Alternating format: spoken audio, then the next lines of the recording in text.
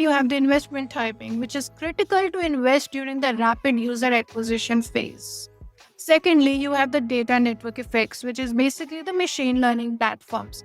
In terms of the value mechanism, you have each user interaction improving the product for all the users through data. The examples would be Google Search, Google Maps, Netflix recommendations, etc. In terms of the scaling characteristics, you have improving product quality that attracts more users.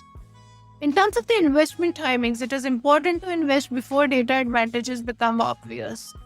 The third is the two-sided marketplace network, which is basically the platforms. In terms of the value mechanism, you have more suppliers attract more buyers and vice versa. The examples here would be Amazon Marketplace, Uber, Airbnb, etc.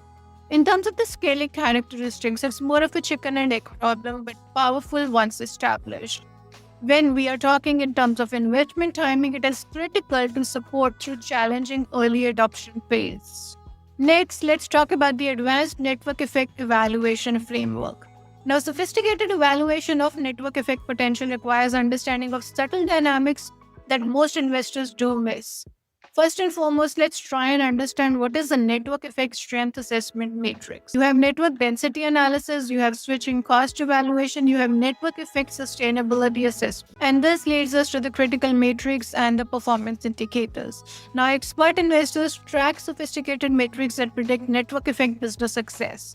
Let's start with the network effect matrix hierarchy. First and foremost are the foundation matrix, which is network size and growth. You have your total addressable market, you have your active network participants, the network growth rate, and the network density. This brings us to the engagement quality matrix, which is basically the network activity and the value.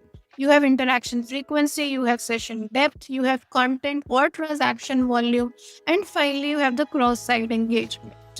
Thirdly, you have the network effect strength matrix, which is about the value creation and retention.